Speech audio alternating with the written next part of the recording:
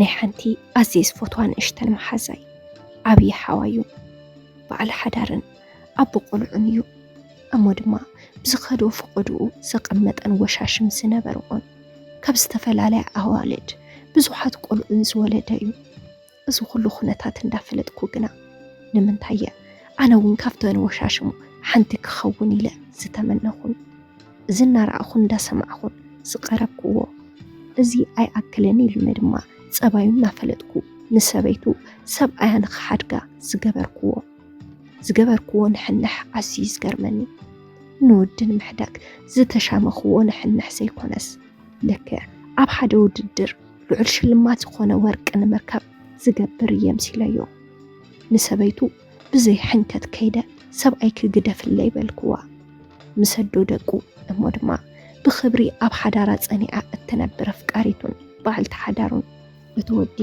ትዕቢተኛ ምኩሕ ንባዕሉ ኣዕብዩ ዝግምትን ዝርእን ኣዶ ሓፍቲ ከም ዘይብሉ ንጓል ኣንስተይቲ ግና ምንም ክብሪ ዘይብሉ ንእሽተን እኳ ሞራል ይኹን ተገዳስነት ዘይብሉን ዘይጭነቕን ወዲ ዝነበረ እቲ ዝገርም ግና ከምዚ ኮይኑ እንዳሃለወ ኣብ ርእሲ ሓዳሩ ምስ ብዙሓት ኣዋልድ ወሻሽም ዘለዎ ወዲ እንታይ ርኢ ክልኺ ክሳብ ክንድዚ ንውኡ ብምፍቃር ምስ ሰበይቱ ክትቃለሲ ዝጀመርኪ ከም እትብሉኒ ፍጹም ኣይጠራጠርን እተለዎ ዝበሃል ብደገ ንዝረአዮ ዘናጥ ኣከዳድንኡ ጽቡቕ ሰሓብን መልክዐኛን እዩ ኣነ ግና ምስ ቀረብክዎ ክፍልዮ ዘጽግም ሓይሊ ስሕበት ነይርዎ እንተቐሪብካዮ ዘይለቅቕ ወዲ ኮይኑ የረኺበዮ ዝተፈለየ ዓይነት ፀባይ ከምፅን ንወዲ ዘለኒ ስምዒት ልዕሊ ዓቐን ክበፅሕን ገበረ ጓል ብፍቕሪ ናይ ምፅማር ተኽእልዎ ናይ ፍቕሪ ላዛታት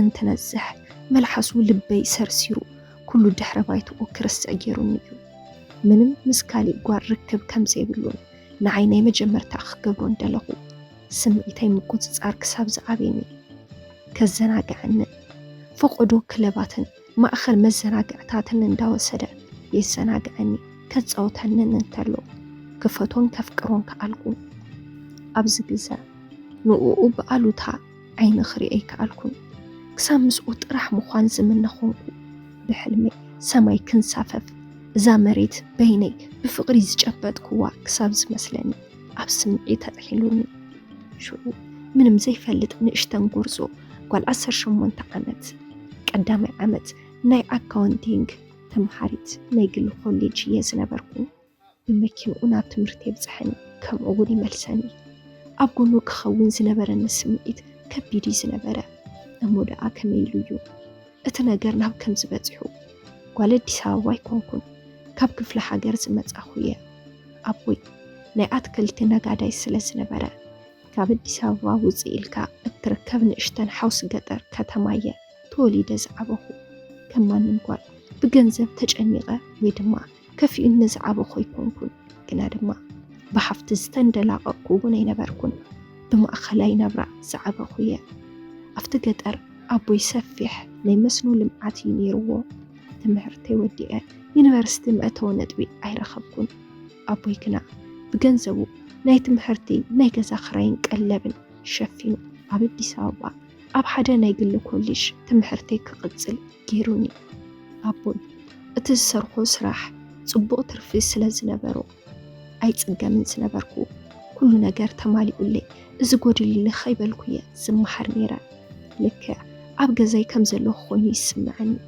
ኣዲስ ኣበባ ምስ መጻኹ ኣብቲ ጥቕጣ ገዝኦም ዝተኻረኹ ሓንቲ ዝፈለጥክዋ መሓዛይ ነይራትኒ ንእሽተን እያ ቅብጥብጥ ዝበለት ውቅብቲ ንዝረአያ ሰብ እትፍቶ ጎርዞ እያ ዝነበረት ኣነ እውን ብቐሊሉ ምስ ሰብ ዝላመድ ፀባይ ስለ ዝነበረኒ ምዛ ጎርዞ ክላለ ግዜ ወሰደለይ ናብታ ኣብ ጥቓ እቲ ሰፊሕ ገዝኦም ዝተኻረኽዋ ናይ ጎረቤት ንእሽተን ክፍሊ ናብ ኣንዳ መፀት ንዓይ ክትርኤኒ ኣነ እውን ናብቲ ናይ ወለዳ ገዛ እንዳኸድኩ ይረኽባ ብኸምዚ ኣብ ኣዲስ ኣበባ ጽምዋ እንትስዕር ንእሽተንን ንቕሕትን መሓዛ ኣጥረኹ እዛ ዝብለኩም ጎርዞ ናይቲ ለሙዓንቲ ዝነግረኩም ዛንታ ተዋሳኢ ዝኾነ ወዲ ንእሽተን ሓፍቱ እያ ጓል ሓፍታም ስድራ እያ ብኽንክን ዝደለየቶ ክንቃሕተኣ ዝማልአላ ብቕብጠት እያ ዓብያ እዛ أزيا تفتويتن ملكأتن نشتن غرزو فتوت محازي جيريا قنصلغو بأز جمركو وقرب مس بيت سبا أرخبني أنا بتفتوي سحقيتن تزواتيتن إياه مس خونه سب ناي مقرب تخلوي لؤلؤ سلا زخونه بقليلو تلامدكوم مس حواون كلا لخالكو أفت جزا إذا قلع انت حاليا أنا اللهو أنا انت حالي دما نساون يتسانن مو علي محداري مقبوون مسقومي مقب عند حراب جزاي مقبي كساب زسرحن كداون تيك حد زمن توم أون بزعبات مرتخت إن نشتن انت زنجئة نبيت أفي خندابلو سدرا مولو بسل كداويلو مزوعني بالتعمية متجنقو إذا عينت بيت السمر كابي أزي حوكيسوني ولا ولدي كلنا مال أولي زوم جزاقنا نولد خي أي تتزقم اللوم ناي مقبو وزعي أي تكبري أتنا مقبو توزيو وزعاتات نخالي دليتاتكي مشفني يخونكيو بمال أبد قازم بيت السب تخاري صبقات قربيت بمركبي تسفا جيرا تمرتيك أتسألكو أزي نعين نسدرين عبي دقفي زنبرا هندبت زرخبوم سدرا كمولادوم زرئيني مركبي نعي صبق أدلي نيرو نسخ مالت إذا اشتن ولادنا مالت يخب مال كمولادوم كم زرئيني يساروني حدا حفتام حوال لوا أفتقزان تخيد بقبلو خد قراربا نخالة مساي بزوح جزي يحلف نيرو أتا محازاي تخون أتوم ولدا مزحوا خنقلل كلنا قس بقس نداوزو نبيننا يقدفونا أنا بطعمي حفر نبرقو مخنياتو بيتسابو خريقو نخلو سلس الكافية وعلى حدارن كمتي قدمي لازم نقرقوم دما بزوحات وشاشمية نيرانقو أتابع التحدارو بنا ولدو خمزة يفوتوان كفتحا كمز دليون أتان اشتنا حفتو محازاي كل تمشتر تنقران نبرات مستاسبيتو تفاقيروم تفاتيميو حدار جيروم عبدز بيا مساسيت كوينا اتسرح نيرا يخون مبر ولدو نولادوم اتمثل قرب عقم زلوا نو اتمثلن كمزئيز نبرات ميتوم يخون مبر نسب جزءهم تسرح زنبرات جرد حدار مقبارو سرعو يفتولون ولدو سبيتو زنعقون بعلت حدارو زي يخبرون كونو حفتوون يتفتوان نعيون بزعوا سبيت حوات نقرني حاوي حنت زي تربح سبيتو يومتيو عين فتوان نا أفتحو كالي كم زينا إن دالية بلاني أفت السدرا كم سبيت ودوم زي كونس كم حنت تسأل إيتو يومز حسبوا أب سدرا إن داودي تقبل نتسيب الله بعلت حداريا كوينا تنبر سلا بتفتوي صبايا مزستن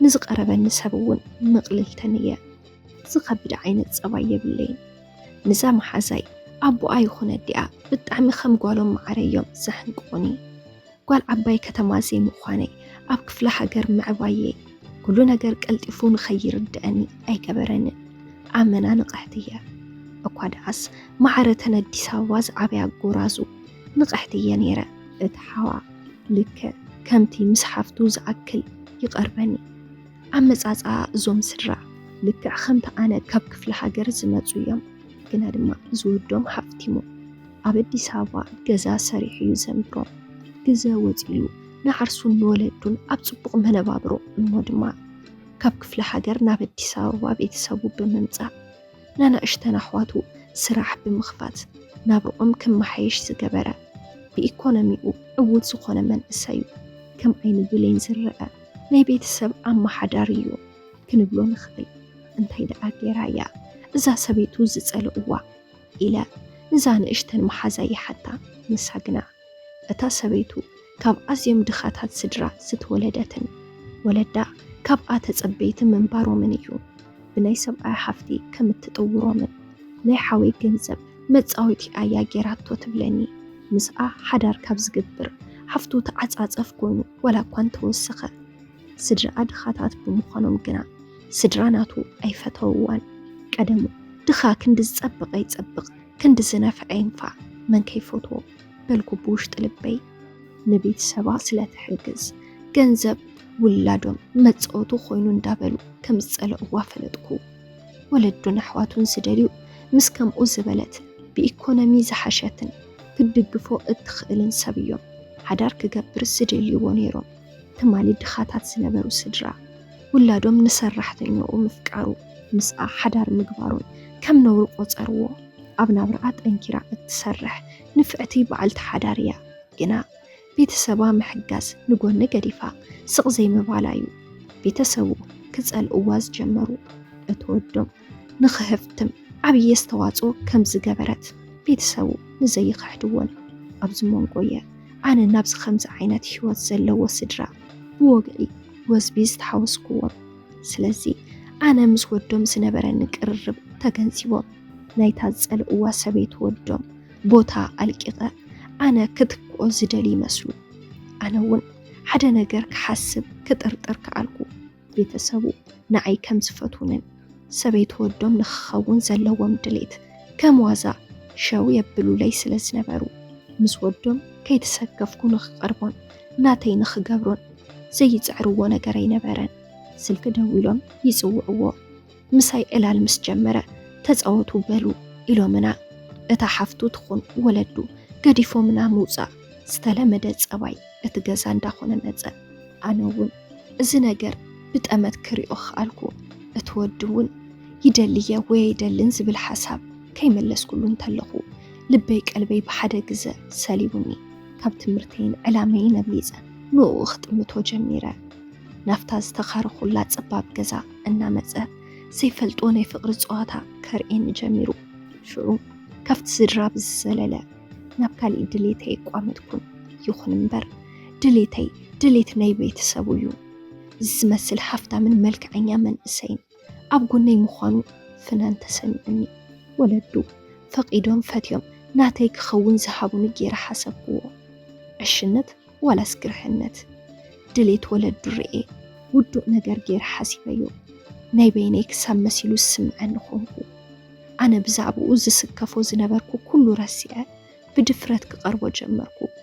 እታ ቤተሰቡ ዝጸልእዋ ሰበይቱ ገዲፉ ምሳይ ክነብርን ሓዳር ክገብርን ደፊረ ክቐርቦን ብዝበለጸ ክጽጉዕን ጀመርኩ። ከም ዝፈትወንን ከም ዘፍቅረንን ይገልጸለይ።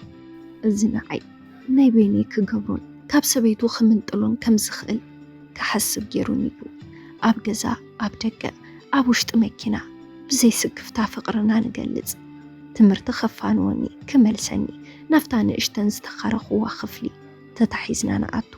ክሳብ ሰብ ዝፈልጦ ግልፂ ዝኾነ ልባዊ ፍቕሪ ጣሓልኩ።